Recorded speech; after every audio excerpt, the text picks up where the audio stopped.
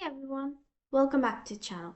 If rounding, estimation, and bounds have ever confused you or cost you marks in exams, well, don't worry, you're definitely not alone. In this video, I'll break down these estimations, bounds clearly and very slowly so you can understand and actually get it. So let's start with rounding.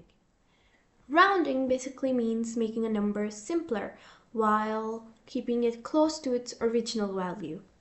So a question asked could be to round 47 to the nearest 10. So we are going to look at the digit after the 10th place, which is going to be 7. And since 7 is greater than 5, we're going to turn 47 into 50, rounding it up. Another question could be to round 3.462 to the nearest 2 decimal place. Now, 2 decimal place basically means 2 places after the point, after the decimal point. This is the point, 1, 2. 6 will be there. So we check the one after 6, which is 2. Since 2 is shorter than 5, meaning that the answer would become 3.460 or 3.46 as they are the same thing. Now, let's talk about estimations.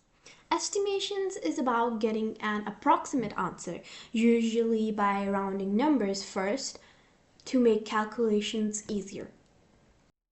Here, the question states to estimate 19.8 multiplied by 4.9. The first step would be to round each number. So 19.8 will be turned into 20 since 8 is bigger than 5. And 4.9 will be turned into 5 since 9 is bigger than 5. And our second step would be to basically multiply the rounded numbers, giving us our answer. Now, the part most students struggle with, bonds. Bonds basically tell us the smallest and the largest possible value a rounded number could be. Now, when a value is rounded, the true or actual value lies between two limits. These limits are called the lower and the upper bound. Lower bound is the smallest possible value that the original number could be, and the upper bound is the largest possible value the original number could be. So if there's a question stating that a length is given as 8 centimeter, the length could be for anything, a ladder or a rope, and they're saying it is 8 centimeter and corrected to the nearest centimeter.